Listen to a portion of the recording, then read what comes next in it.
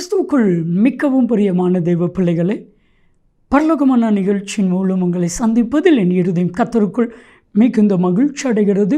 உங்கள் எல்லாரையும் இயேசு கிறிஸ்துவின் இன்ப இனி நாமத்தினாலும் கிராஸ் டிவி ஊழியங்கள் சார்பாக என் அன்பின் வாழ்த்துக்கள்.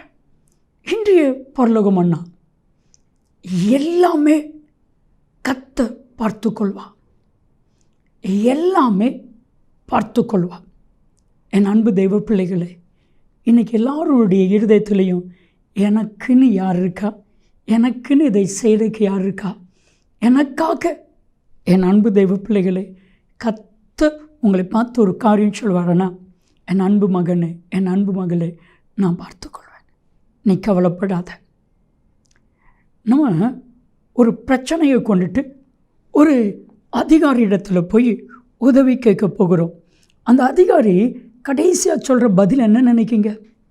நான் பார்த்துக்கொள்கிறேன், நீங்கள் போங்க, அவ்வளோதான். அப்பா, நம்ம பிரச்சனையெல்லாம் அவர் பார்த்துக்கொள்வார், நம்ம பிரச்சனையெல்லாம் அவர் பார்த்துக்கொள்வார், நம்ம பிரச்சனையிலேருந்து விடுதலை ஆகிட்டோம்.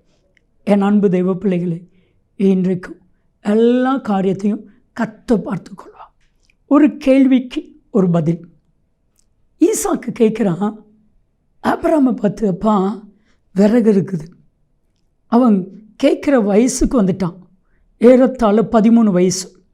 ஏன்னா அவனுடைய தலையில் தான் அந்த கட்டையெல்லாம் வைக்கிறாங்க.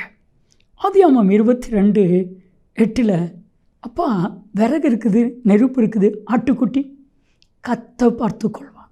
என் அன்பு தெய்வ பிள்ளைகளே, எல்லா பிரச்சனையும் கர்த்தர் பார்த்துக்கொள்வார், மாற்றமே இல்லை.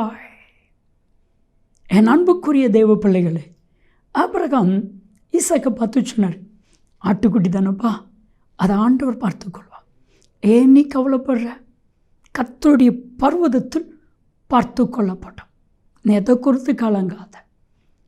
ஆனால் யோசித்து பாருங்க, ஈசாக்குக்கு ஆபிரகாம் பதில் சொல்லிட்டார். ஆனால் ஆபிரகாமுக்கு யார் பதில் சொல்லுவா?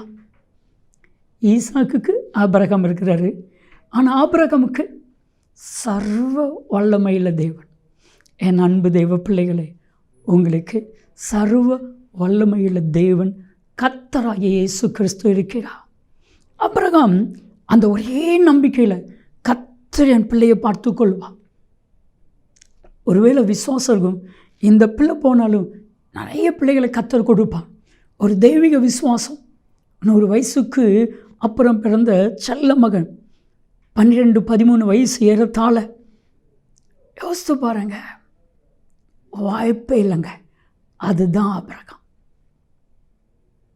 கையை ஓங்கும் பொழுது கர்த்தர் சொன்னார், ஆபிரகாம், உன் ஏகப்புதன் ஒரே மகன் செல்ல பிள்ளை பாராம ஒப்பு கொடுத்தபடினால எனக்கு பயப்படுற, இவனுக்கு பதிலாக ஒரு ஆட்டுக்குட்டி.